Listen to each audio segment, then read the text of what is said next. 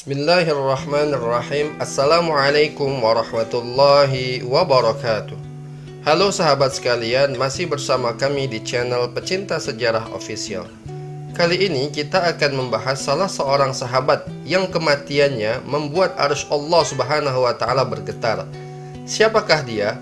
Dia adalah sahabat Sa'ad bin Mu'adz radhiyallahu anhu. Sa'ad bin Mu'adz radhiyallahu anhu adalah salah seorang sahabat Rasulullah Shallallahu Alaihi Wasallam dari kaum Ansar, dari suku Aus, tepatnya dari keluarga Bani Abdul Ash'al. Bahkan ia seorang pemimpin bagi Bani Abdul Ash'al. Sa'ad bin Mu'adz masuk Islam karena jasa duta Islam pertama, yaitu Mus'ab bin Umair radhiyallahu anhu, ketika ia diperintahkan oleh Rasulullah Shallallahu Alaihi Wasallam untuk berdakwah di Madinah sebelum kedatangan Rasulullah Shallallahu Alaihi Wasallam ke sana. Ketika Sa'ad bin Mu'adz masuk Islam, maka seluruh kaumnya langsung masuk Islam.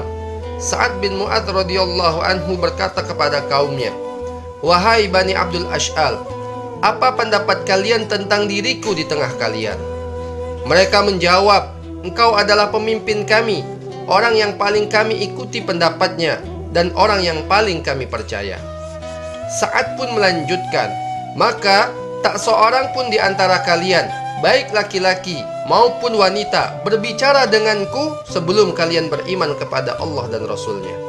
Maka belum sampai petang hari, seluruh kaumnya, baik laki-laki maupun perempuan di Bani Abdul Ash'al, sudah menjadi muslim dan muslimah. Jasa Sa'ad bagi Islam begitu besar.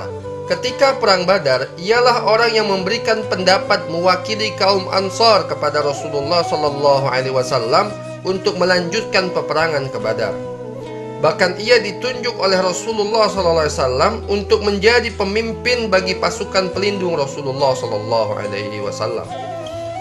Dalam perang Uhud, ia juga berjuang dengan sangat gigih melawan kaum musyrikin Quraisy, bahkan menjadi tameng Rasulullah Shallallahu Alaihi Wasallam.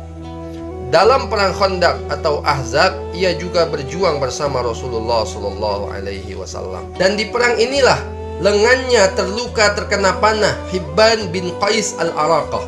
Maka Sa'ad bin Mu'adz dirawat di sebuah tenda yang dekat agar Rasulullah Shallallahu Alaihi Wasallam bisa selalu menjenguknya.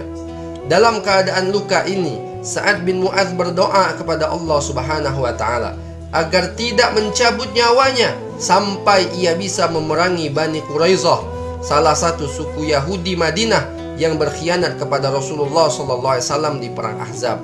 Maka Allah Subhanahu wa Ta'ala pun mengabulkan doanya. Lukanya pun membaik kecuali cuma sedikit. Setelah Rasulullah SAW mengepung Bani Quraisyah karena pengkhianatan mereka dan Bani Quraisyah menyerah kalah, maka Rasulullah SAW meminta Sa'ad bin Mu'adz agar memutuskan perkara bagi Bani Quraisyah. Akhirnya Sa'ad memutuskan semua laki-laki dewasa hukumannya adalah dibunuh karena mereka ingin memerangi dan menjadi duri bagi Rasulullah SAW dan kaum muslimin di Madinah. Setelah itu lukanya Sa'ad yang tadi membaik kemudian membesar kembali, dan Allah Subhanahu wa Ta'ala syahidkan ia karena lukanya tersebut. Mendengar kematian Sa'ad bin Mu'adz, Rasulullah Shallallahu Alaihi Wasallam langsung berlari terburu-buru untuk memandikan dan mengkafani Sa'ad. Sampai para sahabat susah untuk mengikuti Rasulullah Shallallahu Alaihi Wasallam.